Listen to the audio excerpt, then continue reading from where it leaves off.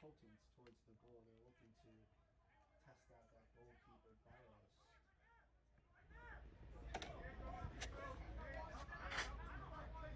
It's Luca Barros. He's started all games so far for Charlottetown Hawks. He's played all minutes except for one half, and that was the second half of last match. Cole Freeman was able to play the second half of the season most likely. Hopefully this will go the same way today for Burlington United fans. So we get another free kick for Charlottetown Hawks. And Burlington United giving up 4 free kicks so far. This one definitely in the most dangerous position, furthest up the pitch, although definitely too far for a shot. Looks like it will be hit on the left foot of Luke Martinovic.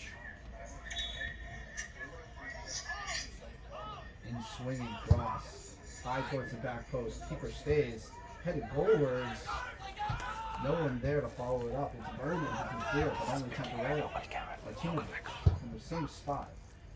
Virtually the same cross. This time it's headed out for a corner.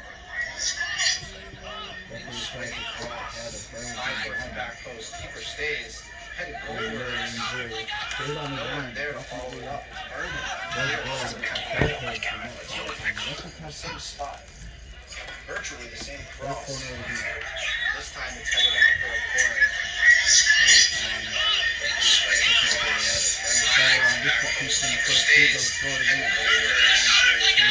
Right-footed, arcing towards the back post.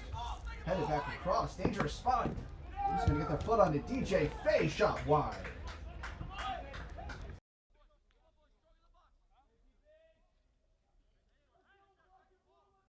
Fourth corner for Charlottetown Hawks, who are beginning to apply a little bit more pressure.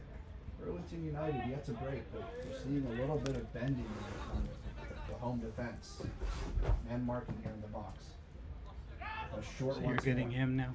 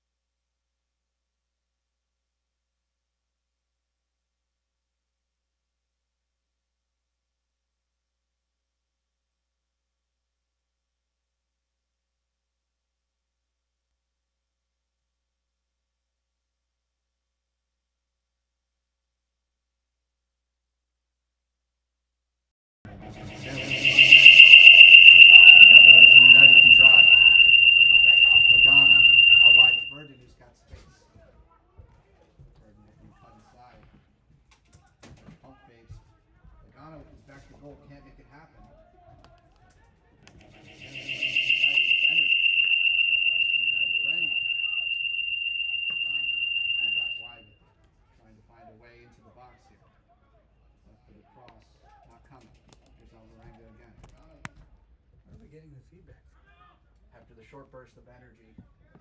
Your phone? Burlington calming it down now, trying to establish possession. Okay. See if you have audio from him now. Verdon attacking his defender again. Yeah, that looks better. 1-2. Verdon's into the box. Can he fashion a shot? Yes, he can, and it's in! The kingdom beginning to rise. Clayton Verdon scores first in this reverse matchup. Burlington United FC take the lead. Really nice play out on the edge of the box. Quick 1-2. Verdon slicing between defenders.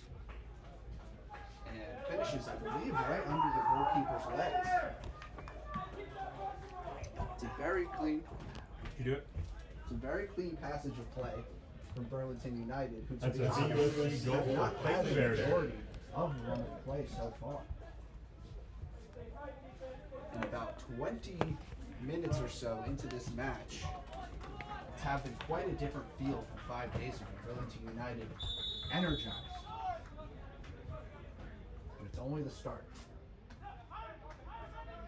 Charlottetown clearly know how to put the ball on the net, so it's still a big defensive test for Burlington United. But with that cushion, they have a platform off of which they can fashion a win. Lots of football to play.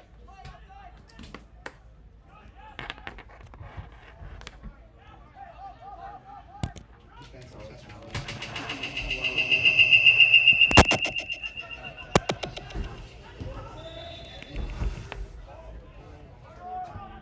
not having a history of winning from losing positions. In fact, they have quite the opposite in their second game.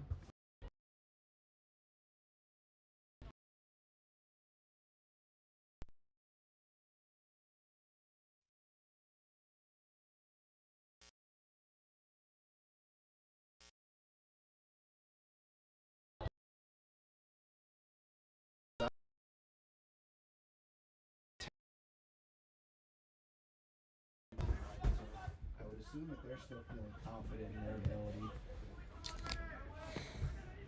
But it's a Still test not working? of Burlington United's resolve. The further up in the ladder, the less room there is for mistakes. And giving away points from a winning position, well, that's quite a profound mistake. Cross here, it's back to Verdon. First time shot, it's blocked. Well played by Troche, getting in the way. Confidence building for the home side. A crossfield ball, Verdon takes it down. Brimming with confidence is Verdon. Much of the attack is going through the left winger.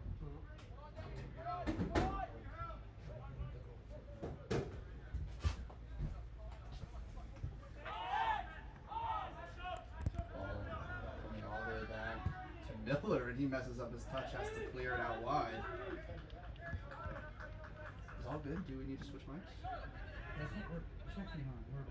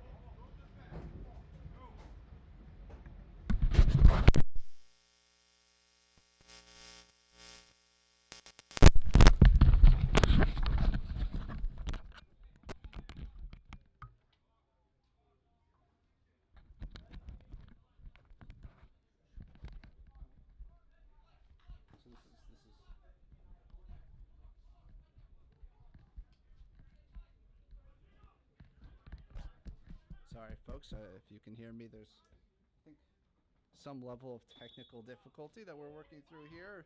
This being the first ever broadcast of Burlington United as Charlottetown Hops equalize through an awkward bounce off of a free kick. They've been getting those free kicks all half.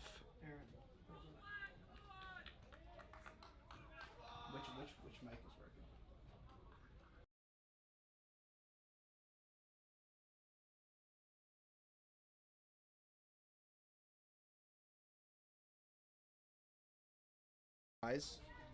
Off of that in-swinging free kick from Martinovic.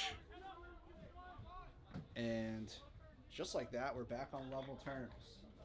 So 24 minutes in, we're back to 0-0. Verdon's contributions certainly not forgotten, but now nullified. And we're back to square one. Burlington United needs some renewed energy here. We said this would be a test of their defensive prowess, and Charlottetown have been applying that pressure, and they're certainly not going to stop. They're looking to build upon that. Long ball to Burton. Great first touch, but it eludes him slightly. Intervening was Troche and cleared away.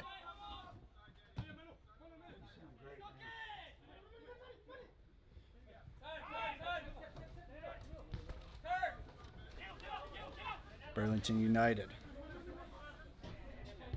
They are led by head coach Diego Walsh. He's born in Santos, Brazil. Played in the Santos FC youth system. From there, he moved to Miami. He played for Miami Strike Force. And eventually went Division I to Southern Methodist University. That's SMU in Texas. Diego Walsh was drafted in the MLS draft to Columbus Crew. He was picked number 7 overall and played pro for 10 plus years for several teams in the United States, including the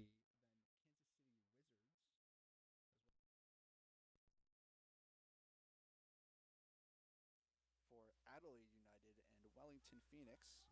Wellington Phoenix actually technically in New Zealand, but they do play in the A-League, the Australian League. And fascinatingly, Diego Walsh then went to Thailand, TOTSC in Thailand.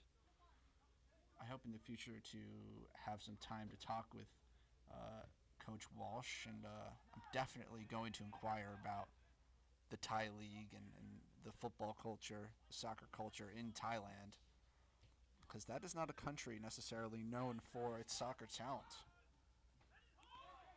Other notes on Diego Walsh: he's been the assistant coach in 2 different college programs, Grand Canyon University being one of those, a Division I school. As this ball over the top to DJ Faye is rather dangerous. Touch over the top of Mangold Trias, and an ambitious shot attempt on the volley. DJ Faye has clearly got a flair for the spectacular. We'll see if he can pull off anything incredible here in this evening as we approach the 18:30 mark in this first half. Very interesting to see that here in the NPSL we have a clock counting down. It's very contrary to what you would normally see in the professional game, which is obviously a clock going up from 0 to 45 in the first half and 45 to 90 in the second, as we got a long ball through here. Alvarenga looking to put it across. It's a bit behind. Paparoupas wide to Verdon. Verdon goes for the shot near post, and it's saved. So the left winger clearly still brimming with hope after his goal. Perhaps had an opportunity to square that, but only had one thing on his mind. And who could blame him as an attacker? When you're in the box and you've got space, you have to think about putting that ball on net. So if you put it across, who knows what foot's going to end up on the other end of that pass. Especially after scoring one in the same game, you're never going to consider passing that ball. Long ball forward for Charlottetown Hops. Did not connect. Throw in for Burlington United. Referee wants it further back, though. One last note I'll give on Diego Walsh. He spent 6 years as a staff coach for Real Salt Lake in Arizona. Got a lot of history in Arizona, does Coach Walsh, considering both of the schools for which he coached were in Arizona. Both Grand Canyon University and Phoenix College, a JUCO, a junior college. And now he's been brought here to North Carolina. Great ball over the top, chested down and hit on the volley. Not on target, but really wonderful effort there from Ricardo Ferreira. One of a pair of twin brothers in this Charlottetown Hops squad. Both brothers have scored a goal, although Ricardo's brother, Rodrigo Ferreira, plays often a bit of a more defensive position, maybe a right back. Giveaway here from Burlington United. Ferreira on his left foot, strikes across goal, saved by Miller. Still not cleared, and there it is. It's out, but not all the way. Looking for a shot here. It's DJ Fay. Great tackle from Paparoupas. Last-ditch effort there, and it actually deflects off of Fay. So it's a throw-in for Burlington United, who are looking a little bit more brittle as the match goes on. They've got to find the organization. And earlier in the match, when they were very comfortable with their passing out the back, it has been not quite as solid in the last couple of minutes here. 15 and a half remaining in the first half on that countdown clock. The only other level at which I've seen a clock counting down such as this is in the college game. In my time at Division III Haverford College in Ardmore, Pennsylvania. That is my soccer experience. Shout out to the Centennial Conference in the Northeastern United States. And Charlottetown now looking to build once more. It's Fay again on the sideline. That looks like it's Pacheco, Bernardo Pacheco, who has dropped down into a pseudo center back position. And he's looking to play long. That ball will not find the feet of Schwartz. That was actually Troche on the overlap. Schwartz came back. So a lot of movement in this Charlottetown Hops squad. Bird in with the beautiful nutmeg. Oh, wow. Schwartz had nothing to do there. Tyler Schwartz, the right winger. He has started all 3 games for Charlottetown FC. He's totaled 212 total minutes of play coming into this game. He is from Indian Land, South Carolina. Plays for Coker University in Hurtsville, South Carolina. That's a Division II institution. He's a rising sophomore. There he is with the attempted ball over the top. That is headed away by Trias, who, by the way, seems to be wearing the captain armband in replacement of Freddie Gomez Jerez, who, like I said, is not starting. Here's Candia. Switches the play. So Charlottetown Hops, it looks as though they like to push their wingbacks all the way up and even invert. So Troche all the way forward. He's making a run. And the ball from Candia actually found his head, but he couldn't direct it to DJ Fay, so it's out of bounds. But the Charlottetown Hops wingbacks, both right and left backs, go all the way up and join the attack, leaving just the center backs, and it's an opening here. But Brennan Lagana, his touch, just a bit too heavy. It was a fortunate moment where the ball bounced over the head of Diego Candia in a way that he was not anticipating. leaving Lagana completely through on goal, but his first touch eluded him just a little bit too much, allowing Barros to come and collect. So a little flash in the pan moment there for Burlington United FC. They could not capitalize, and they may come to regret that because they're struggling to control the run of play here. It's been all the visiting team. Great tackle there. It was from Gudino. And chasing back was the aforementioned Tyler Schwartz, and he picks up a yellow card in the process. And it's Burlington United who have their very first free kick of the game. It's not a particularly threatening one.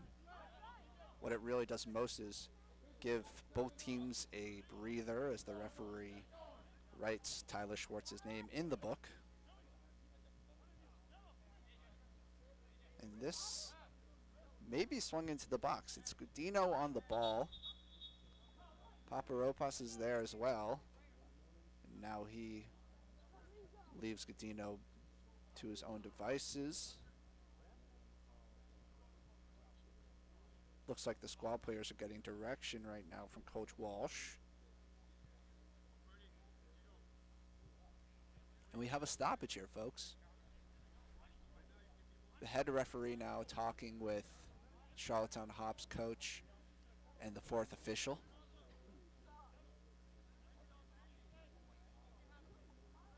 Fortunately, we don't get to know the nature of these conversations. And it seems that a trainer is coming onto the field. An athletic trainer. Maybe there's some blood. Someone was cut in some way. That's really about the only thing I can think of.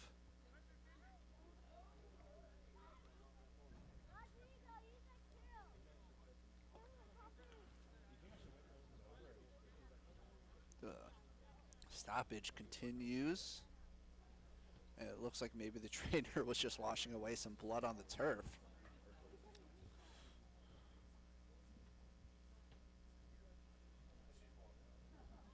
This gives us some time to highlight a player, and we can highlight the goal scorer for Burlington United FC. That's number 17, Clayton Verdon. He is from Gibsonville, North Carolina. Attended Eastern Guilford High School, just graduated this past May, so congratulations to Clayton for his high school graduation. In his varsity high school career, he played 56 games. He had 49 goals.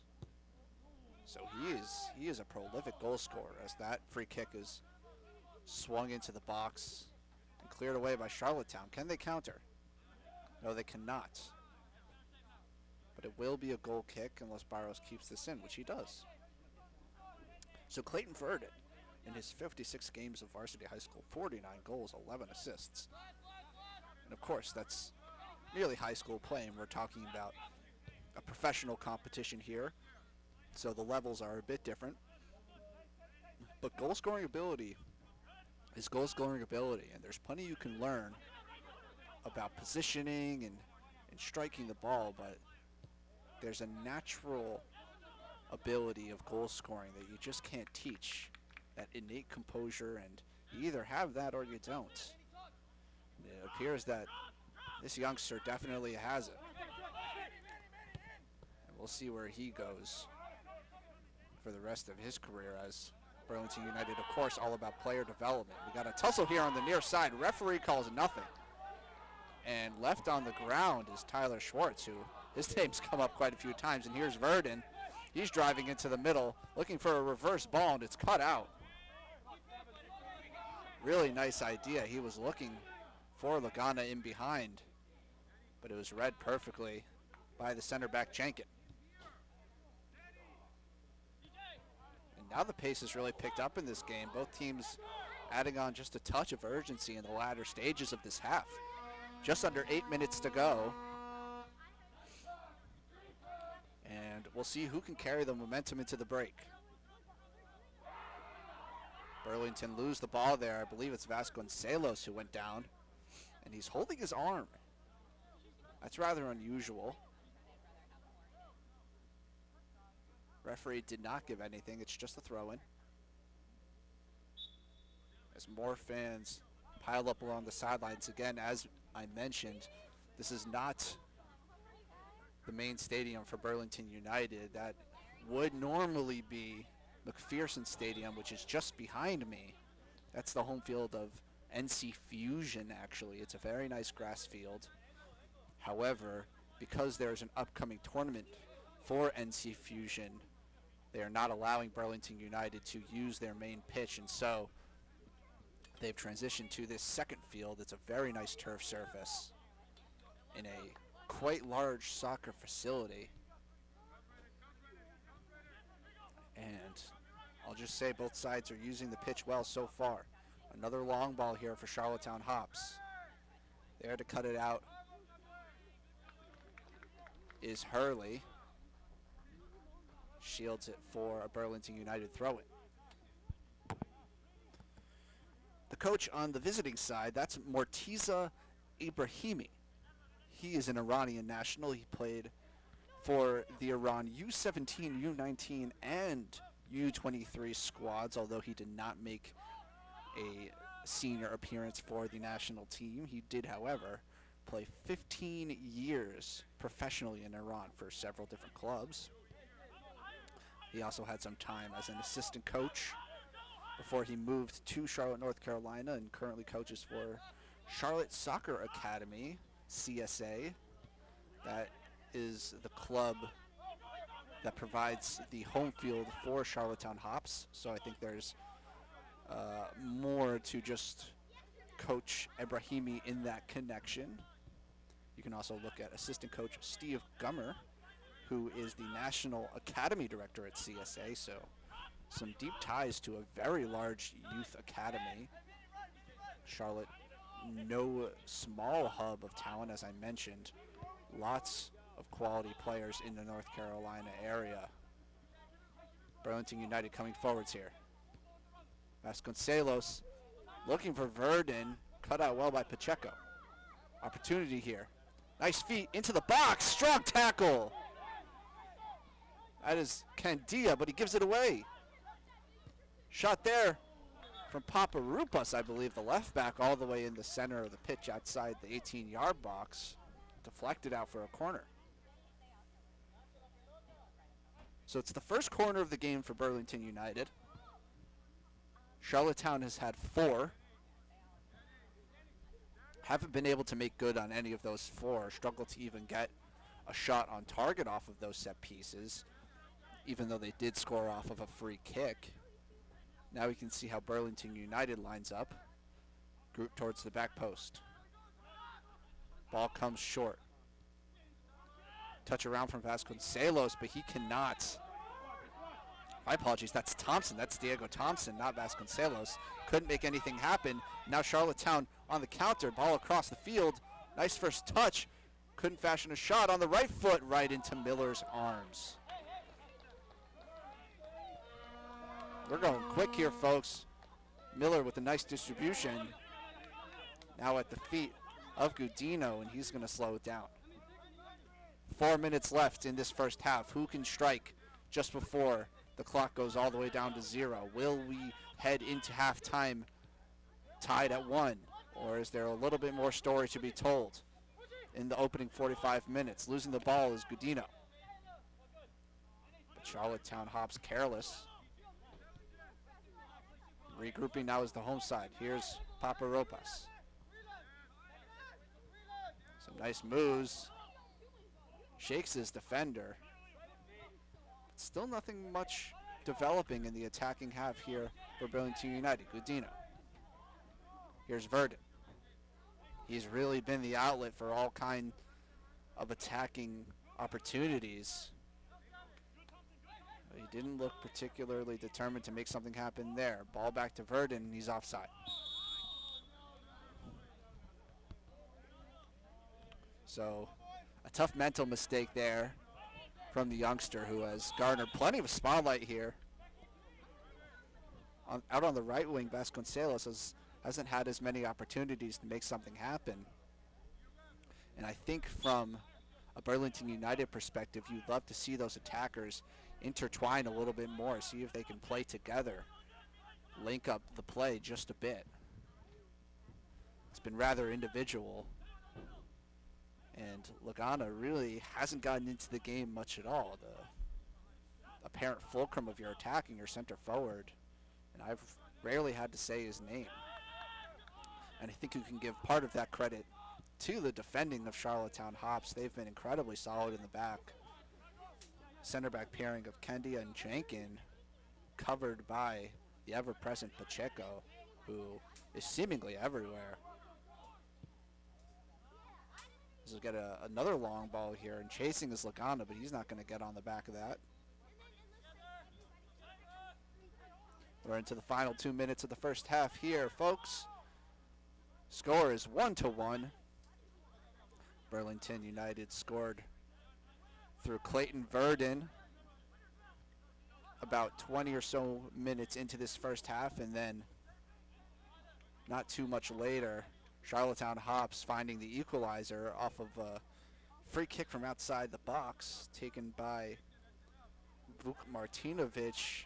Bounced awkwardly through a couple of bodies. Hard to know who exactly gets the credit for that goal, but they all count the same in the end.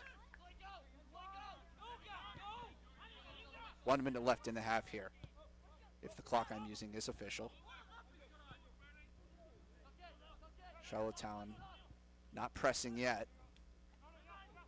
Here's Pacheco.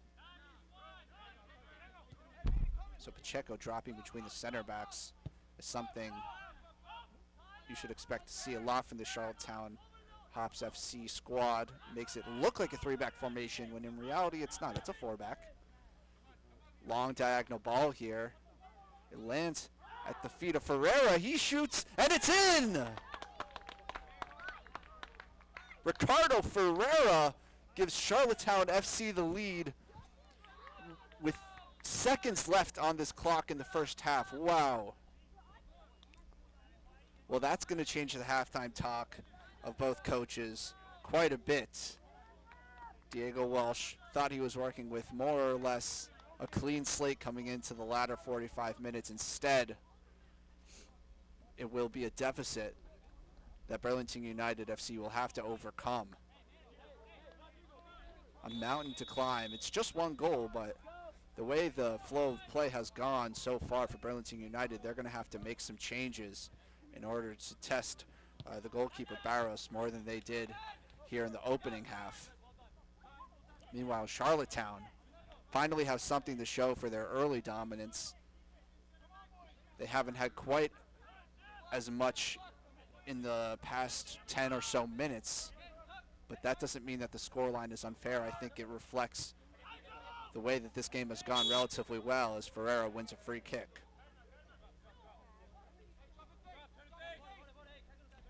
Ricardo Ferreira now has 3 goals. He's the top scorer still for Charlottetown Hops. Now 2 goals ahead of any of his teammates. Not a lot of power on the right-footed strike. I would say that was about 20 yards out, and he just picked the corner. Another long ball over the top. Miller comes out, and he makes a decisive play. Much needed from Miller, who was high off his line. Did not hesitate a second.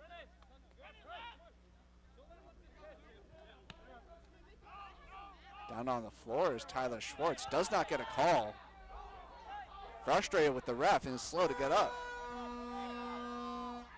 He was hearing it from the Burlington United FC fans. A bit of chaos here as the home team gets a free kick deep in their own half.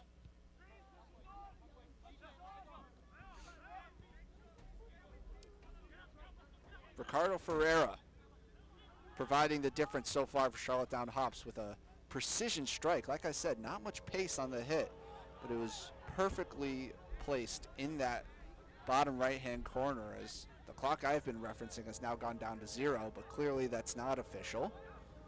And it's all down to the center ref to determine how much time is left in this half. Burlington United trying to make the most of it. Here's Verdon once more. Finds space cutting inside. Gudino drags that left-footed shot wide by 10 or so yards. It's a good idea to try and pepper the net, but I think you'd want more quality than that in your strike.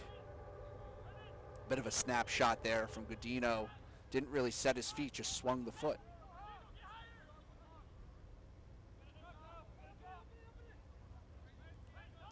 And for the first time all match, Charlottetown Hops gonna kick their goal kick long.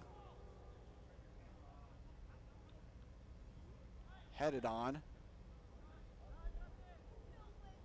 Pushed ahead, but that'll trickle out of bounds. Throw in for Burlington United.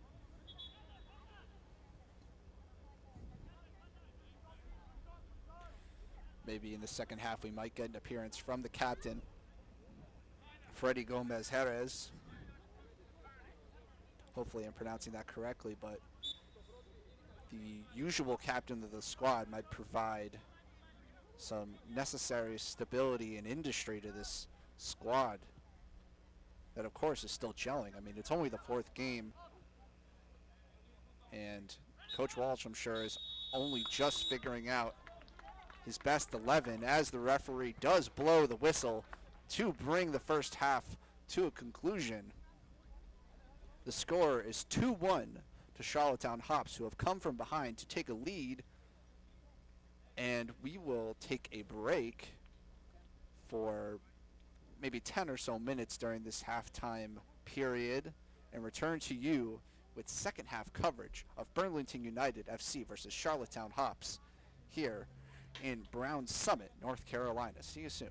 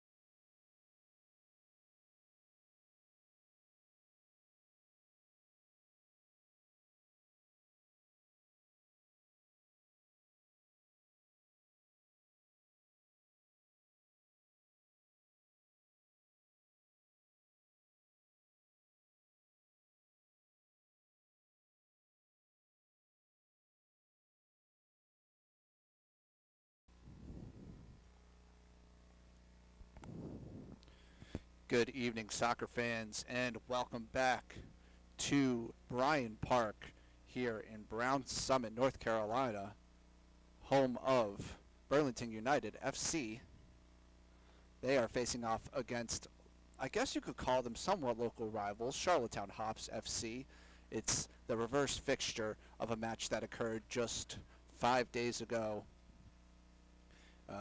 in Charlottetown. That was a 6-1 drubbing of Burlington United FC.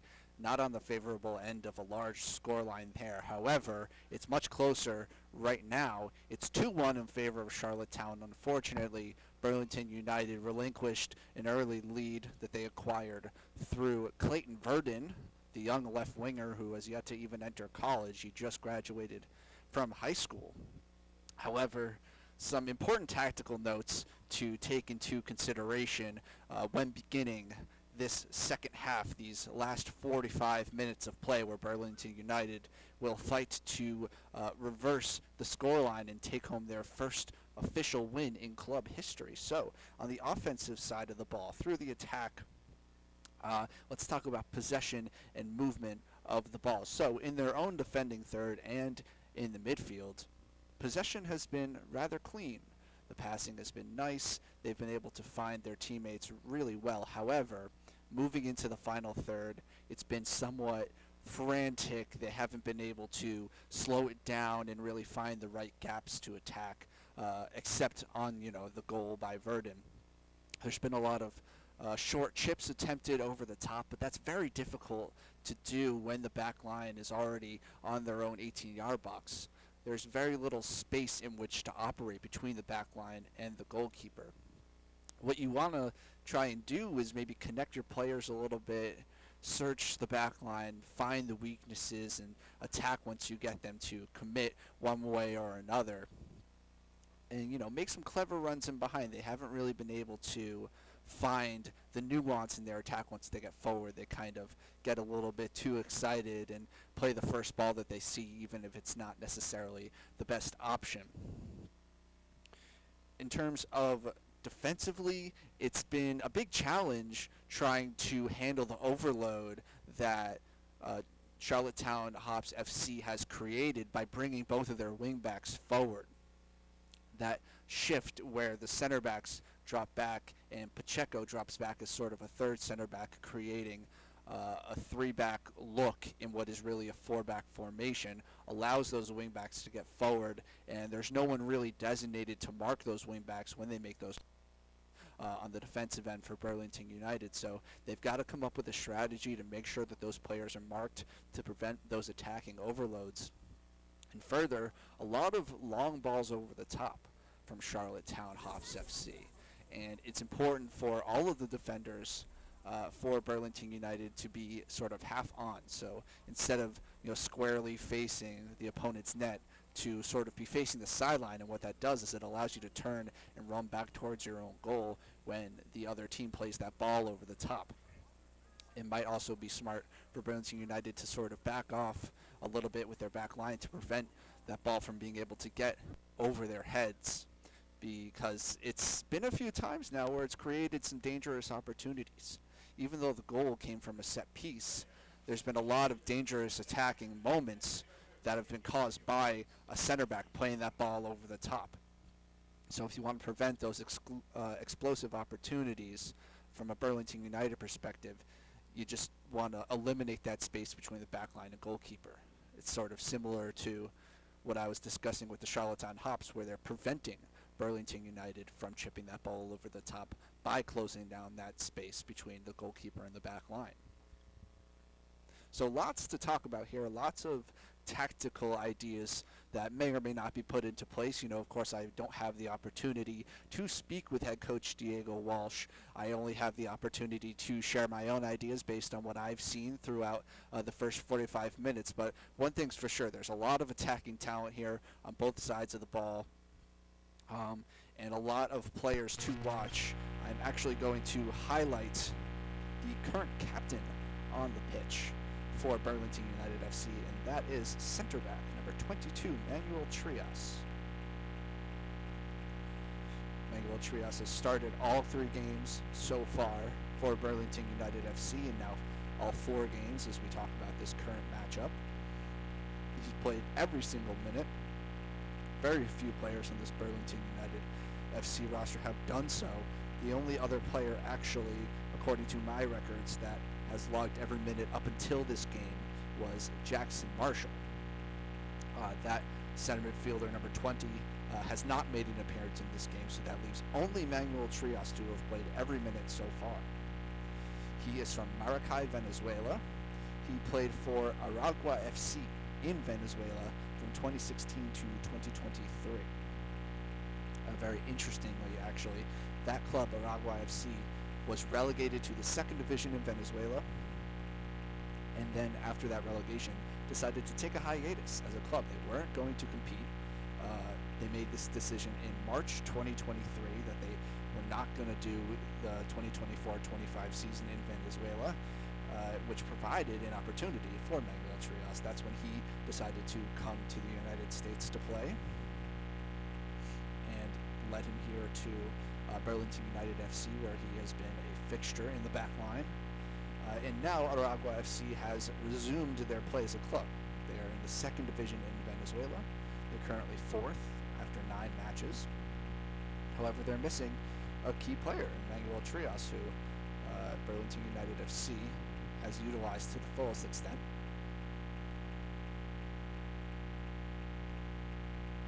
He's not the only player in this squad, not even in the starting 11 that's from South America. I've mentioned a few times Leo Vasconcelos. He is the starting right winger. He's from Sao Paulo, Brazil. Currently plays at, it looks like he's been at several different schools. I'm not so sure. You know, it's hard to find exact information on these players. I'm sort of left to my own devices in a lot of ways, but there was plenty of information on Vasconcelos. He's played for Greensboro College, University of South Carolina Upstate, and North Greenville College. And throughout all of those, he played 32 games, and he scored 3 goals for only North Greenville. So he's yet to have extended playing time for any one organization. Burlington United can be that one.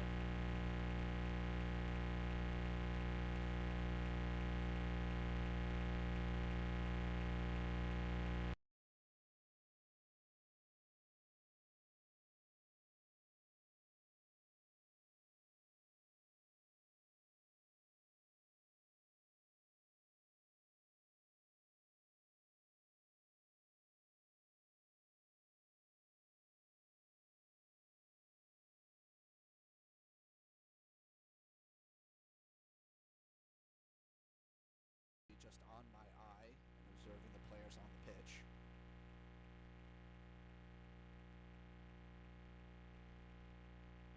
And Brendan Lagana will approach the very center spot to kick it off for Burlington United.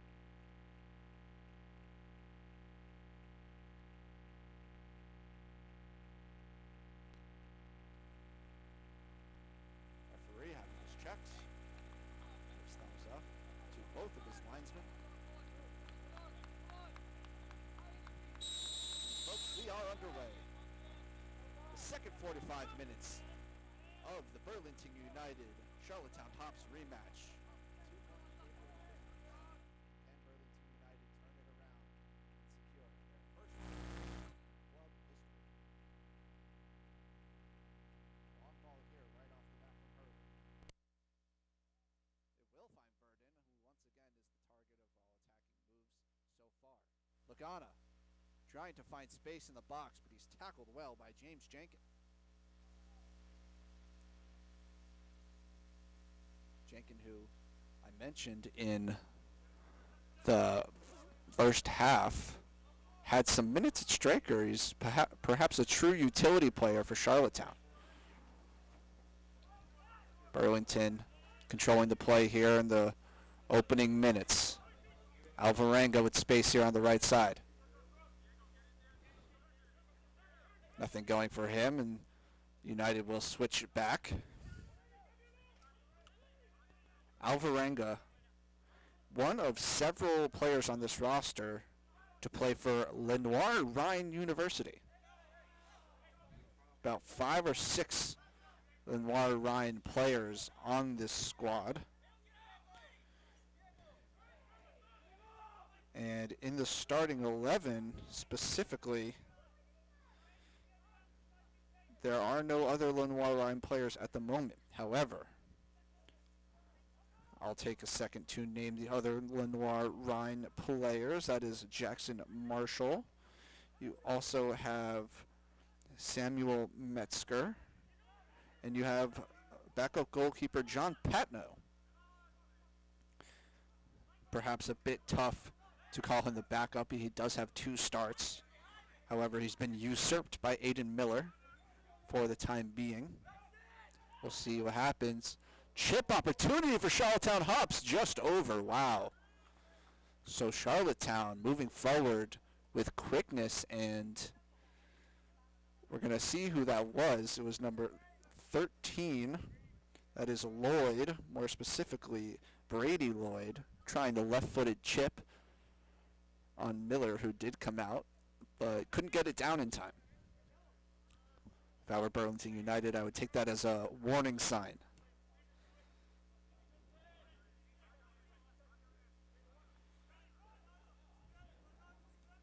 Thinking of a big switch of play was Manuel Trias, but he gives it away. Opportunity here for Ferreira. Right-footed shot, and it's wide.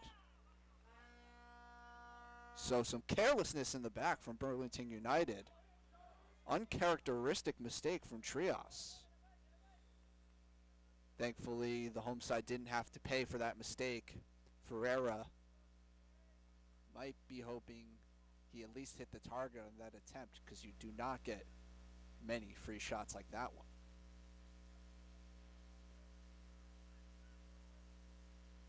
However, time to shake it off. Alvarenga looking forwards.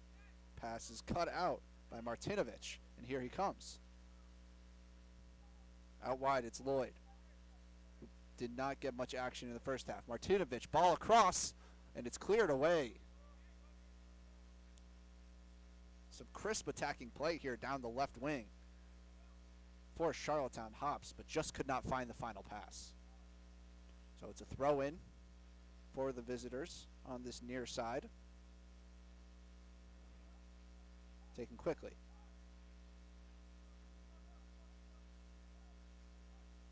Martinovic back to Byrne. Martinovic now looking to cross it, and he does. To the back post. It's cleared away. It will be a throw-in now on the opposite side. So Charlottetown looking dangerous now. Here's Schwartz. Back to goal. Good defending. Forcing him back. And I believe that was Hurley. No, sorry, that was Trias defending on that play. It can be difficult to see the numbers from this far away on those Burlington United jerseys. Slide tackle, and now Burlington United can play with a quickness, but it's given right back. So potential counterattack snubbed out. Pacheco gives it to Lloyd, who's a little bit central.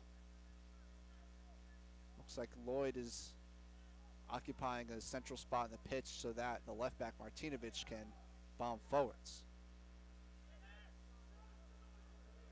Looking for something is Kern. Beautiful 1-2. Look at this play from Charlottetown Hops, and now they're through. Here's Martinovic. Beautiful ball to the back post. Shot is deflected. It's still in front. Cleared away. So another dangerous moment for Charlottetown Hops early in this second half. We're only about 5.5 minutes in, and they've had maybe 3 moments where they could have doubled their lead. Burlington United lucky to still be in this game, only down by 1. Like we said, Charlottetown, no stranger to scoring many goals. Just 5 days ago, they had those 6 goals against this very team. It'll be up to the Burlington United backline to make the difference.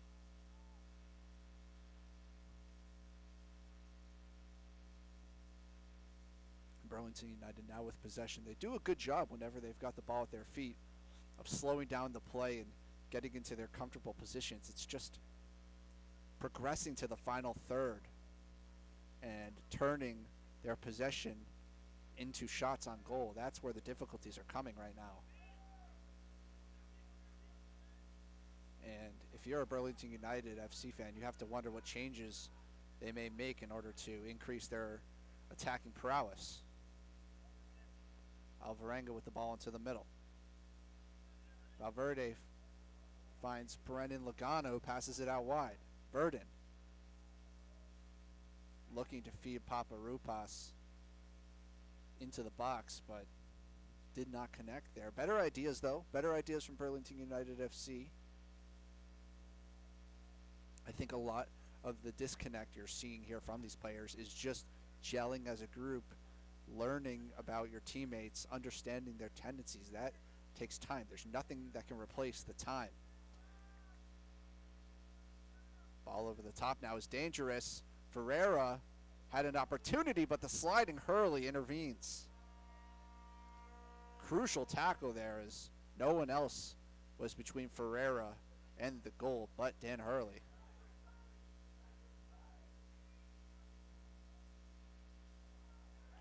My apologies, it's Joseph Hurley.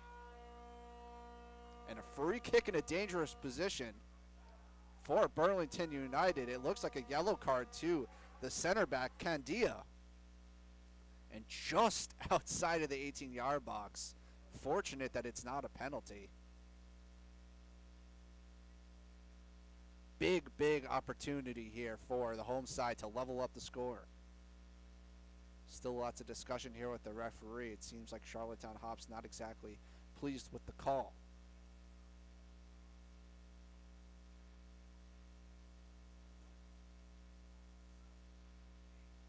It's about 20 yards. This is actually a very difficult distance from which to score directly, because you have to get that ball up and over the wall and down under the bar in very short time. Free kick takers most often prefer this ball 5 or so yards back from where it is right now. It's inside the D on the edge of the 18-yard box. About 3 players standing over it right now. Unclear who exactly is going to take it. It might be Gudino, the right footer, but also on it, I believe, is Vasconcelos. So it's either a right-footed or a left-footed shot. Wall is now set up. Referee gives the whistle. Over the wall, and it's in! What a beauty! Free kick goal scored by Leo Vasconcelos.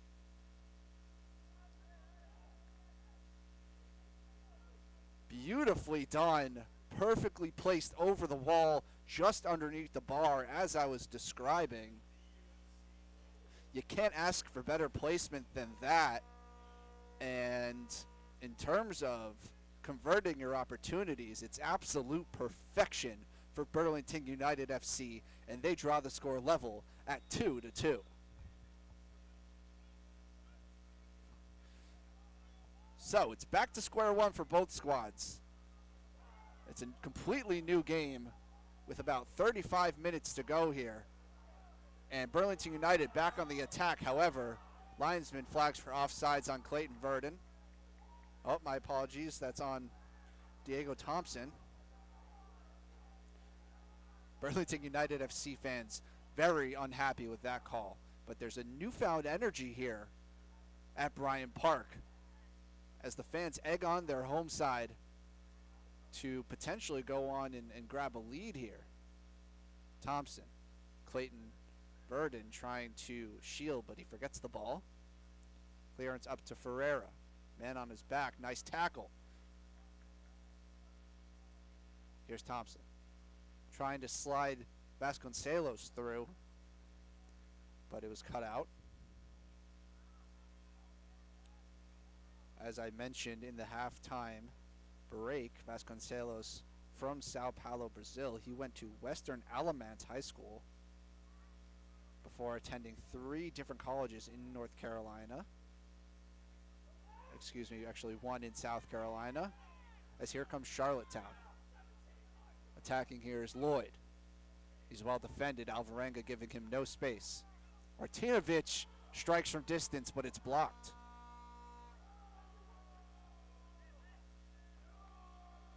So everyone more invested now with the game in the balance.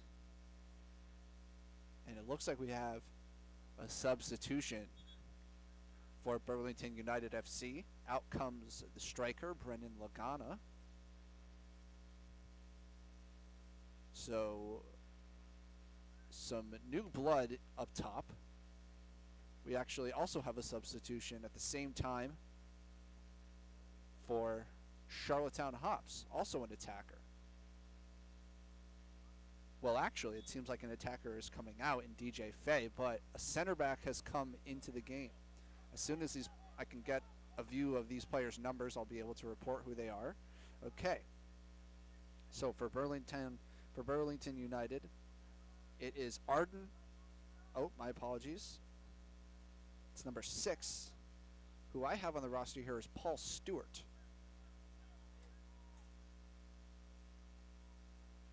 It's hard for me to say whether that's accurate. Paul Stewart I have listed as a center back, and numbers do often change. But I'll have to go with Paul Stewart for the time being.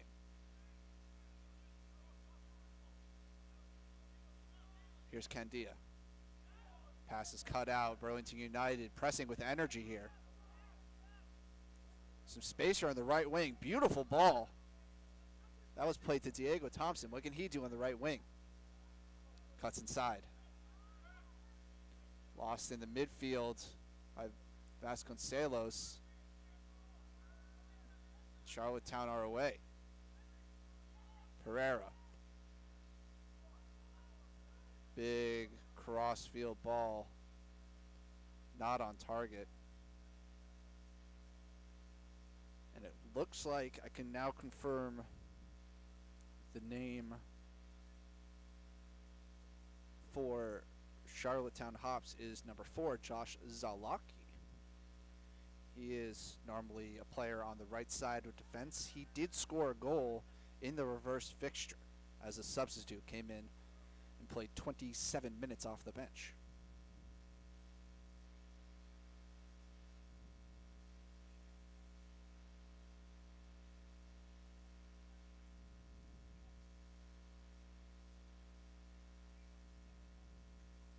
Okay, I can now confirm, going back to the Burlington United substitute, a Charlottetown swing it into the box here. Here's Ferreira. Wants a shot on that right foot, doesn't get it. Swung out wide to Martinovic. First time cross is dangerous and deflects off the foot of Joseph Hurley and into the arms of Miller. So a correction on the Burlington United substitute. It is not Paul Stewart. It is instead Connor Fallon. Connor Fallon is, of course, a striker. He's made one appearance off the bench. He played 44 minutes in the first league game of the season on May 10th. He is from Holling Springs, North Carolina. He is one of those Lenoir Rhine University players, a rising junior.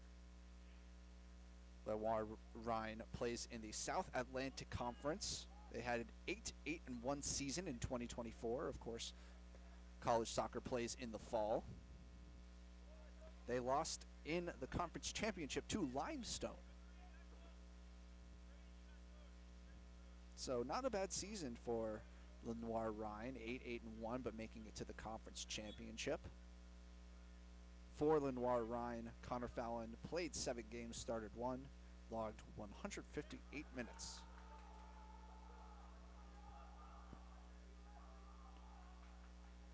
Here's Verdon. He's driving with pace. He's been a jolt for the Burlington United attack. Sliding tackle from Candia, who's already on a yellow. walking away from the referee, who seems intent to not give him a second yellow card. Instead, he's going to talk with Candia. From my view, I believe that's appropriate. I don't think that that was a second yellow card offense. However, Candia now on very, very thin ice. It's a free kick from about 40 yards out of the goal. I don't think this will be a shot. It would be rather ambitious. It's the same two players standing over it. But Vasconcelos vacates the space as he's being substituted off.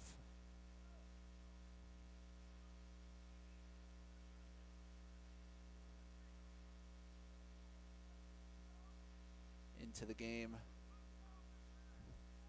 for the second substitution on the home side is a player that I cannot identify quite yet. I need to see his number. And it will be a long-range shot well over the top of the bar. Ambitious attempt. I believe that was from Gudino. Very difficult to score from that range. But you never know unless you give it a try. Okay, so substituted into the attacking line on the right wing is number 26, Tyler Johnson. Johnson has made 2 starts, and this is his 4th appearance. He's played 174 minutes up until now from Asheboro, North Carolina, and he played for Greensboro College, just graduated. In his time at Greensboro College, Tyler Johnson played 20 games, started 4 for 636 total minutes of play. Plenty of different colleges represented on this squad. Almost all of them, of course, from North Carolina. Verdon for Burlington United. Trying a 1-2 here with Paparopas, but it did not come off. And I have to say, Charlottetown Hops FC have been much more on the ropes ever since the equalizing goal from Vasconcelos. Burlington United really taking charge of the game. However, the score is level. It's really anybody's to be had. Will there be a decisive touch in the final 26 minutes of this competition, or will Burlington United secure their second draw of the season and their second point as well? Attacking here is Charlottetown. Strong tackle. Burlington win the ball back, and now they can build.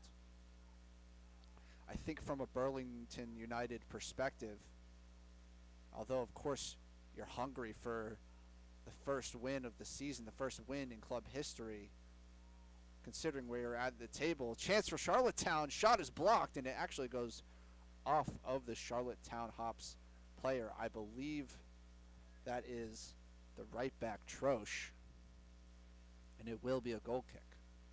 As I was saying, of course you're hungry for a victory, and it is within grasp here for Burlington United, but considering their position in the table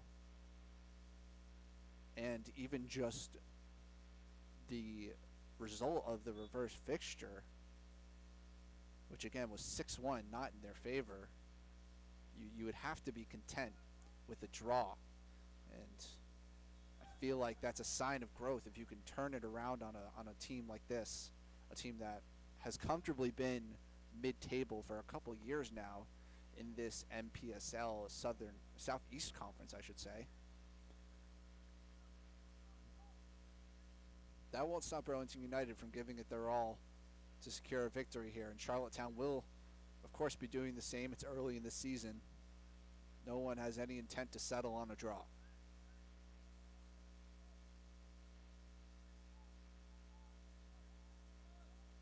Nice pass to break the lines there from Troche. Burn forwards, and he receives it back. He's driving down the line, plays it forward, and that's going to trickle all the way out. So Charlottetown finding their feet a little bit as the minutes tick on. They know that they have the quality to go on and win this game. It's just a matter of actually putting that ball in the back of the net. Another substitute here for Burlington United. We've already seen Connor Fallon and Tyler Johnson come on from the bench. We've yet to see the normal captain, Freddy Gomez Jerez.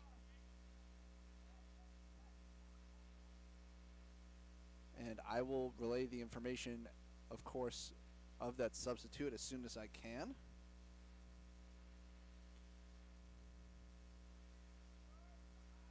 And it appears to be number 20, Jackson Marshall. Big tackle on the far sideline, and it's a yellow card for Jackson Marshall, who just entered.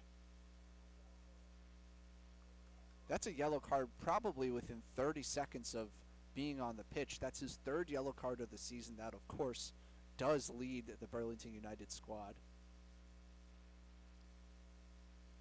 Marshall, prior to this game, was one of the only Burlington United players to have started all three of their league matches. He is from Chapel Hill, North Carolina. He is another one of those Lenoir Rhine representatives. So currently, just from Lenoir Rhine alone, I believe there are 3 players on the field for Burlington United FC. Long ball over the top for Martinovic. Hurley looking to usher it out, and he withstands the pressure well.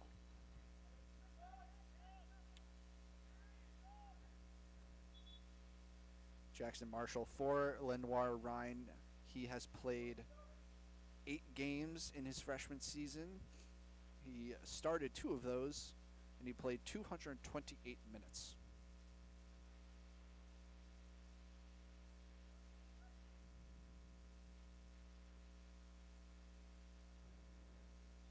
More substitutes, this time for Charlottetown Hops. 2 players in.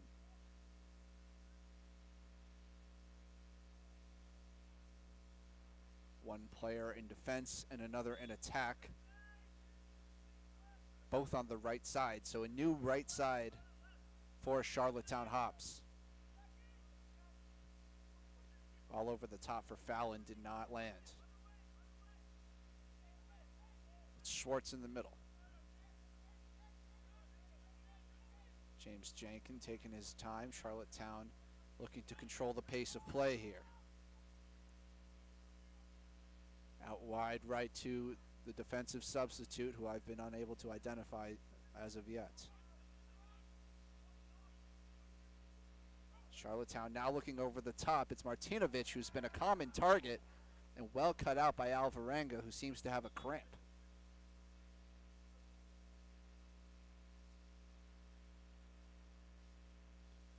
And it looks like we're actually going to take a stoppage so that Alvarenga can sort out this cramp, and maybe that gives me time to identify the Charlottetown substitutes. Referee signaled for Alvarenga to be subbed, but he doesn't look to be going anywhere yet.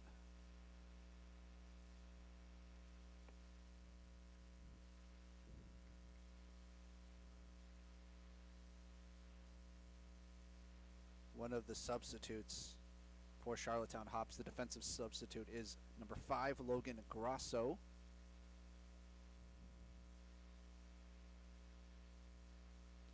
Grosso making his 3rd appearance for the club. He will be eclipsing 100 minutes very shortly. He had 96 coming into the game.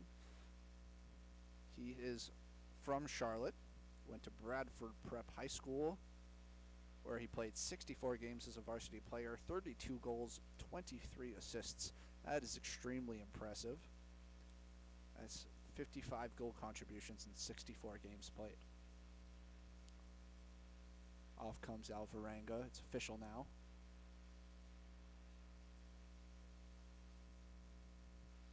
On to replace him is Metzger, number 33.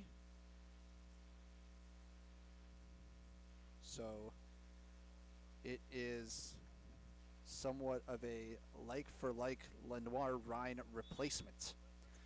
A rising junior comes out, a rising senior comes in. Samuel Metzger from Chapel Hill, North Carolina. Still waiting on the identification of one Charlottetown substitute. Foul there from Pacheco, and he will receive a yellow card. That was for stopping Diego Valverde, who was looking to turn defense into attack.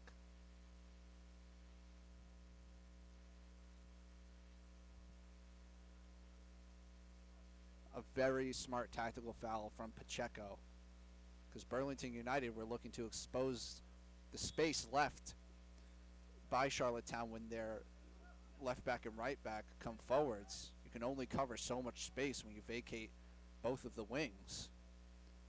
So Pacheco had to foul to prevent a prolific counterattack.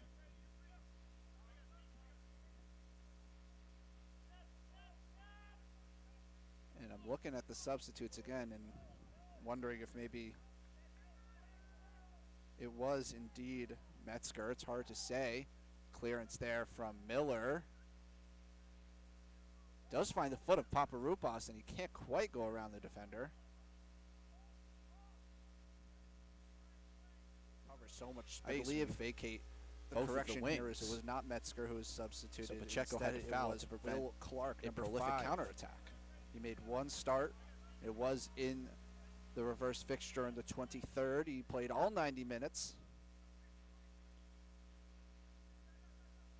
Will Clark, an extremely difficult player on which I could find information. Here's Ricardo Ferreira.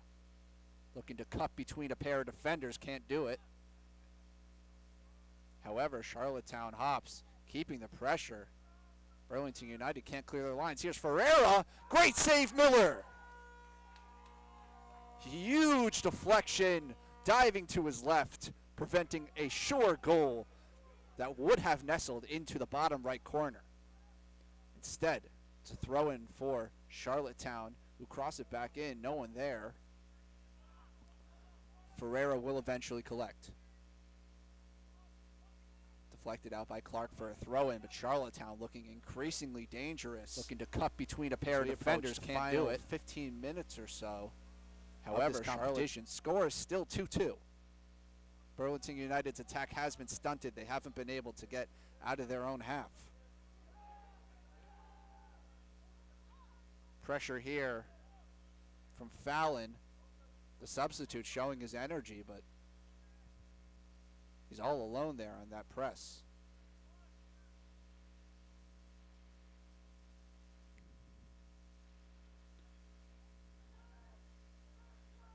I will take a moment to talk a little bit about the league, the MPSL. They are the first tier of USASA soccer. That is the United States Adult Soccer Association, the USASA Tier 1. In the larger triangle of professional American soccer, it is the fourth tier. All three tiers above the MPSL are officially affiliated with the USSF, that's the United States Soccer Federation.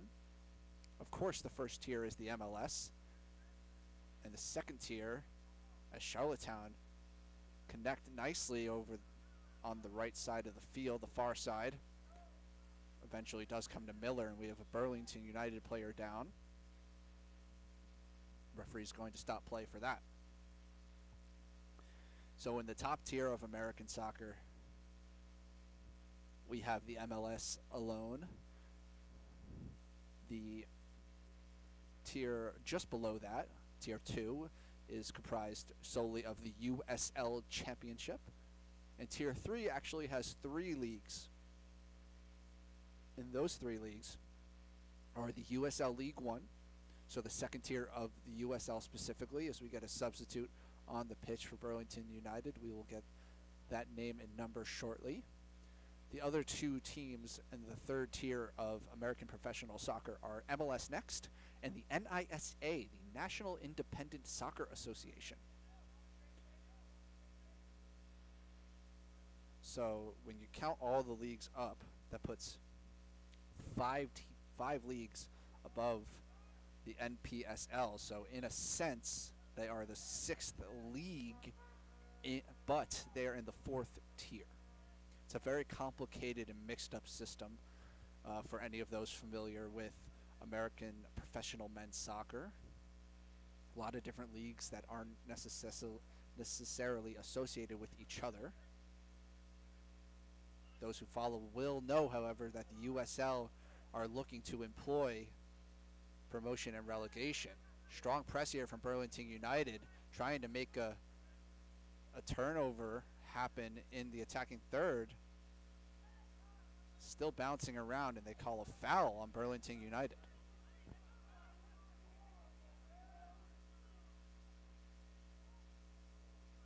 Still haven't been able to identify the new left back, as Paparoupas came out with an injury.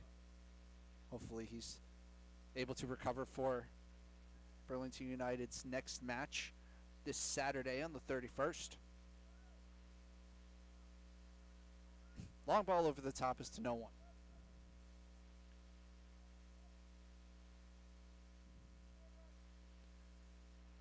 Substitute now with the throw in. I believe this is Metzger.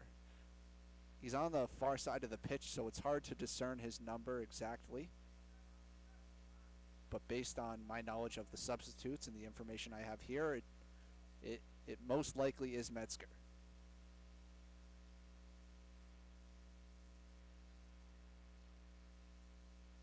And after a rather frantic stage of play, the environment has really calmed down. And both teams are still sort of searching for their attacking play, still trying to connect those passes and fashion themselves some shots on goal. And as I say that, a foul committed on the far side by Charlottetown Hops has given Burlington United a chance to cross the ball in. So this free kick will come from almost the sideline. It's like a pseudo corner in a way. It looks like it's going to be an in-swinging hit.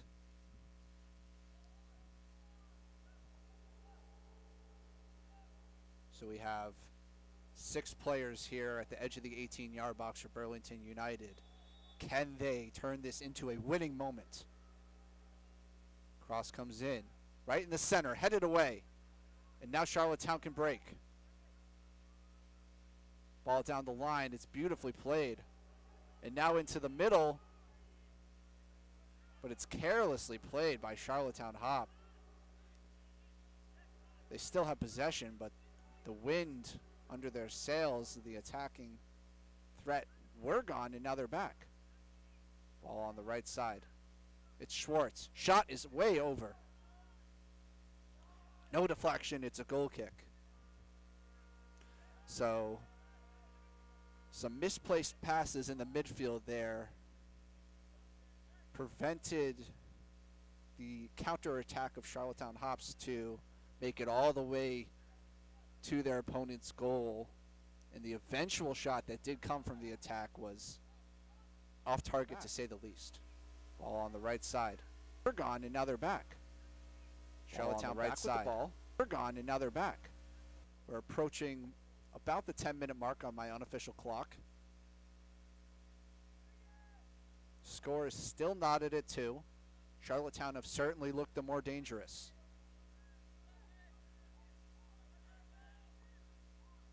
Another long ball. Miller's waiting on it, and he will collect it with his hands. Or not. Keep it at his feet. And he is looking to bait the Charlottetown Hops striker. Looks like Burlington may be slightly more content with a draw than Charlottetown here. I would assume that Charlottetown Hops, considering the result of last game, feel as though they should be able to find a better result than a draw.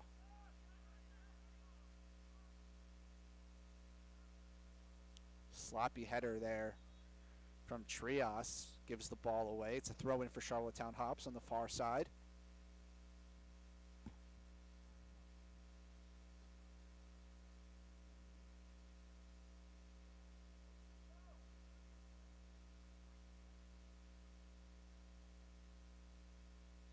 And it looks like we do have another substitution, and this time it is the captain, Freddie Gomez Jerez, who's finally made his way onto the pitch.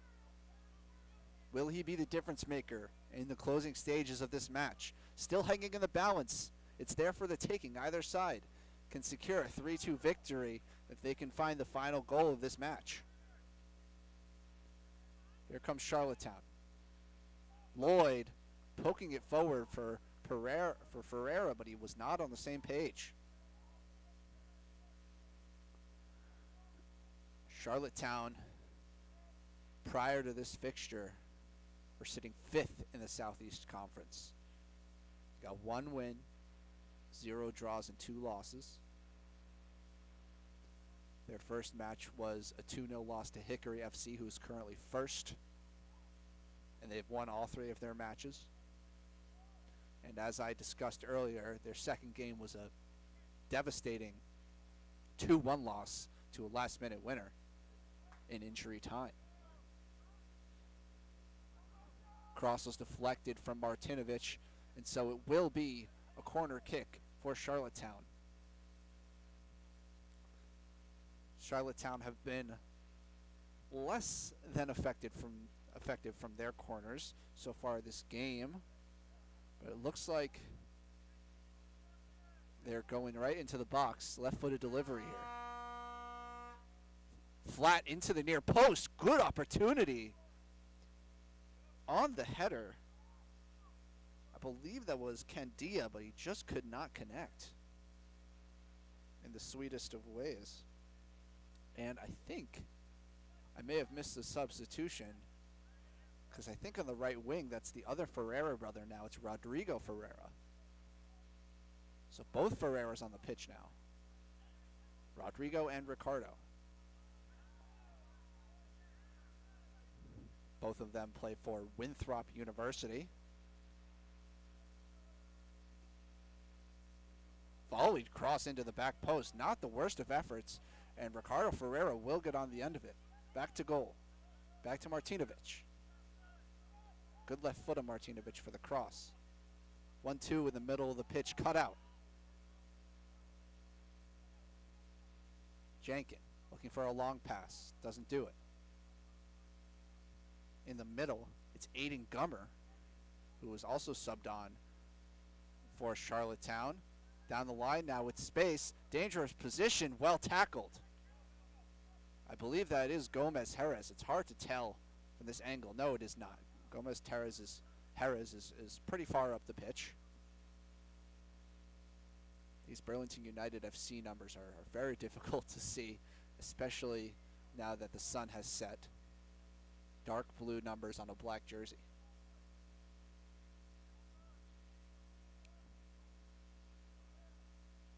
Throw in for Charlottetown.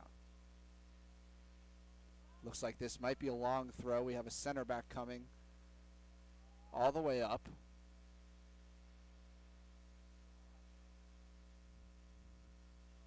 Players gathering in the box now. This is a huge moment. Burlington have to clear. Soaring towards the 6-yard box. Bounces and eventually cleared. Wow. Never want the ball to bounce in your own box like that. Martinovic into Lloyd. Tries to fashion a shot. It's blocked. Burlington clear, but they cannot hold on to the ball. Burlington completely devoid of possession in the last 5 minutes, and looks like they're just trying to hold on to the draw at this point. Ball down on the ground. Now it's Fallon. Patience from the substitute. And now he lifts to Clark, who does keep it in despite the bad touch. And the sliding tackle from Martinovic goes off of Clark, and it's a goal kick. Burlington United fans upset with the call, but Clark comes all the way back. He doesn't have any arguments at all.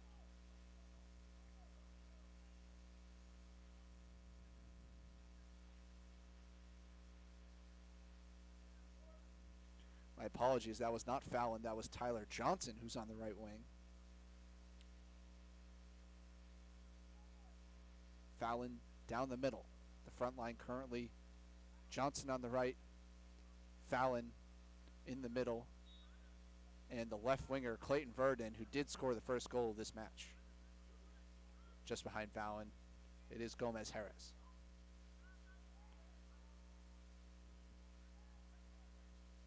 Under 4 minutes to go on my unofficial clock. Charlottetown continuing to press. They seem the more likely to score that third goal.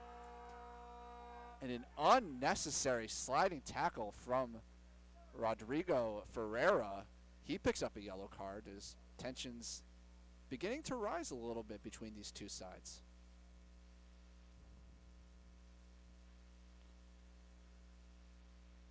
Charlottetown Hops did have a match that second game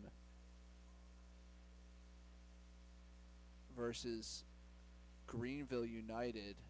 Oh, my apologies. It was the first game of the season versus Hickory FC. There were 6 yellow cards in that game. 3 for each side. And so perhaps some chippiness to be expected from the Charlottetown squad. And you can imagine that they're slightly frustrated, level late in the game with a team that they just beat quite handily. So you have the feeling that Charlottetown is not pleased with their level of performance this evening. Long throw in, handled well. Still up in the air. That's 4 headers in a row. Charlottetown bring it down.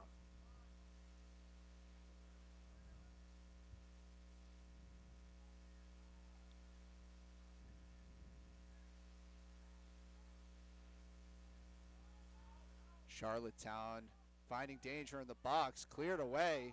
What can Burlington United do with this slide tackle? Referee does not play on. Even though Burlington United were on the attack, home fans are incensed. But it will be a yellow card. I believe that was for Martinovic. And the Burlington United player is still down. I'll be able to report who it is who's getting slowly back on their feet.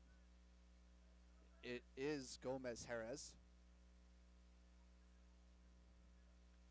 The center attacking mid had started each of Burlington United's first 3 matches.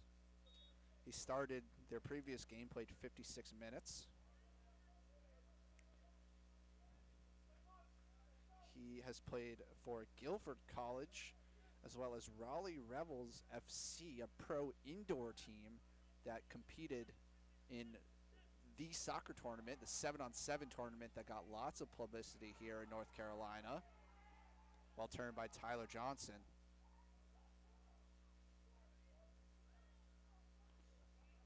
Long ball into the box, nothing there. Gomez Harris fighting for it. He's got the ball, left-footed shot, saved. Not a particularly challenging stop for Barros, low to his left. But it's the first shot that Burlington United have had in quite some time. So you definitely don't take those for granted if you're a home fan. Ball played up is inaccurate. Burlington United win it back. Clipped over the top for Verdon, headed away. The time on my unofficial clock is expiring, so I believe we are entering injury time. The intensity is ticking up as Charlottetown press as hard as they can. It's now or never to be the difference maker in this Wednesday evening matchup. Will there be a victor, or will these two teams share the spoils? Headed away. Johnson forward for Clark, who's got all the pace in the world. The substitute right back. Bombing down the near side. Into the middle. It's Fallon. Gomez Jerez. Fans wanted the pass forward to Verdon, but it was not there. Clearance was deflected. It's a throw-in for Charlottetown. Still some time to be played, but currently the signs are pointing towards a draw in Burlington United's second point of the year. Martinovic, the throw. High arcing throw. Smith gets ahead on it. Clark, I should say.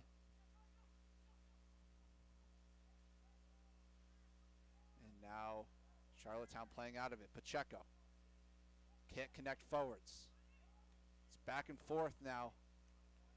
Both teams giving away possession easily. It was Troche who won the ball and gave it right back. Several turnovers. Which team can get a handle on themselves? It's composure in these final moments that will get you over the line. Schwartz gives to Lloyd. Lloyd trying to play it over the top down the right-hand side, and he does. Rodrigo Ferreira trying to make space. Overlap down the right-hand side. Crosses low, cleared away. Charlottetown Hops with potentially the last attack of the match here. It's hard to know exactly how much time the referee will allow, but it's going to be a long throw. Crucial moment here for Burlington United.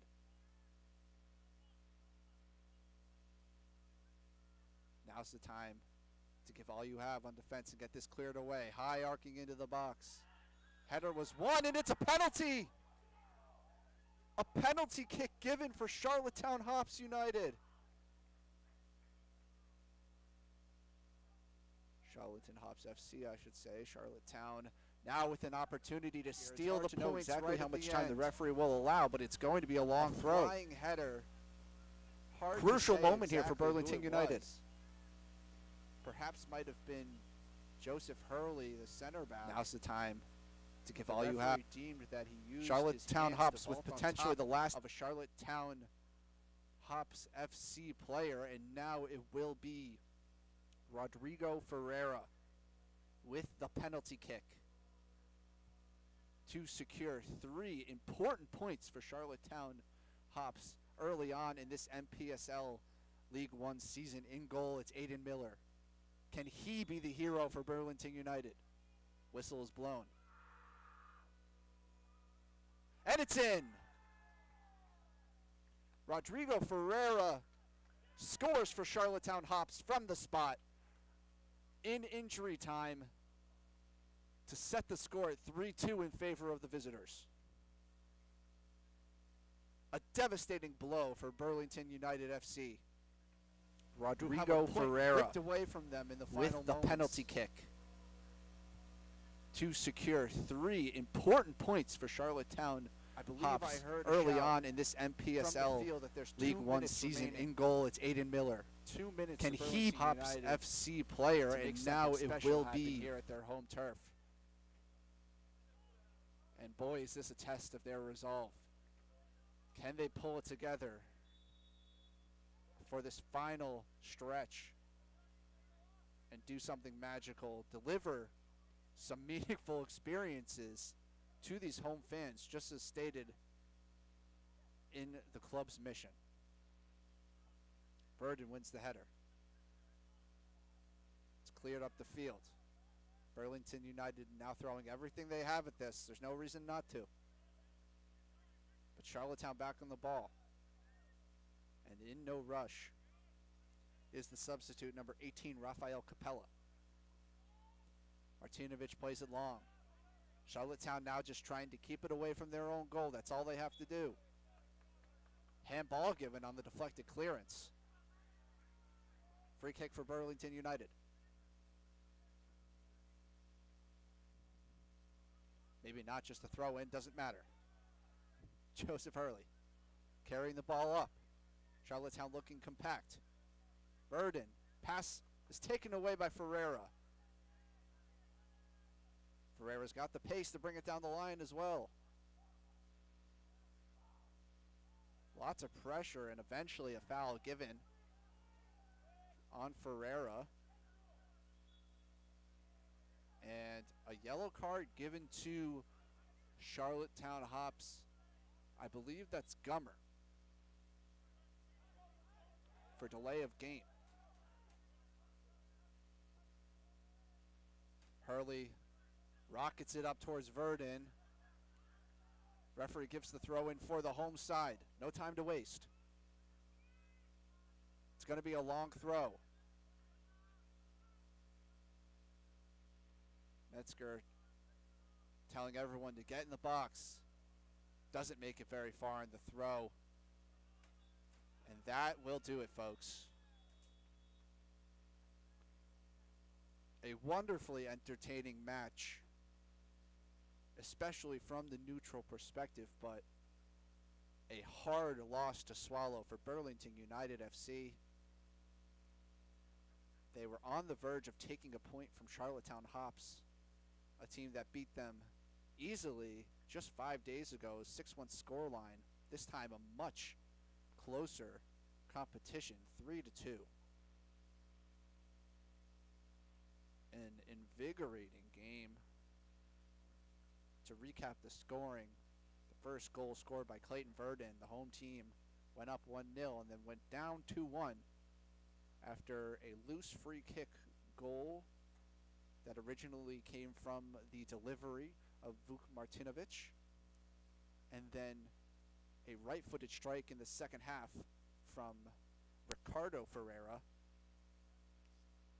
only for his brother Rodrigo to convert from the penalty spot in injury time to secure the win and all 3 points for Charlottetown Hops FC. Not the result that Burlington United wanted, however, plenty to build on. A much more favorable result than the first time that Burlington United FC have scored 2 goals in the same match.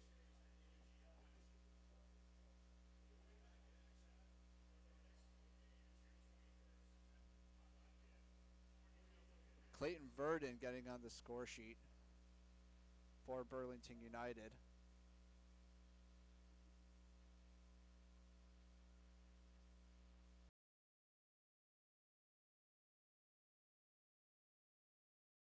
Not what you want in the end. Plenty to look forward to for this Burlington United squad. The road ahead looks as follows. This Saturday, May 31st, Hickory FC will be hosts to Burlington United. Then after that, June 11th at Port City, and the 14th at Appalachian FC. The next home game here will be June 21st for Bristol Rhythm FC. That's when you will hear from me next, right here. Hopefully we will be in McPherson Stadium and not here on the turf, despite how nice it was and how much the players reported that they enjoyed the surface. But that will be all from me for the time being. As I come off of the live call, we're working with some technology. I think you can actually see me right now. Hello, everybody. Thank you so much for watching the game and for listening to this broadcast. I give lots of credit to everyone here in the broadcast room for their awesome work, for everything they've done, and for the photographers as well, and the general manager just over my shoulder. Everyone did a great job today. It was an incredible experience and a really entertaining match, although the result was not what we were looking for. So, from me, the broadcaster, Aaron Cohen, thank you so much for watching, and I hope you have a wonderful rest of your Wednesday evening.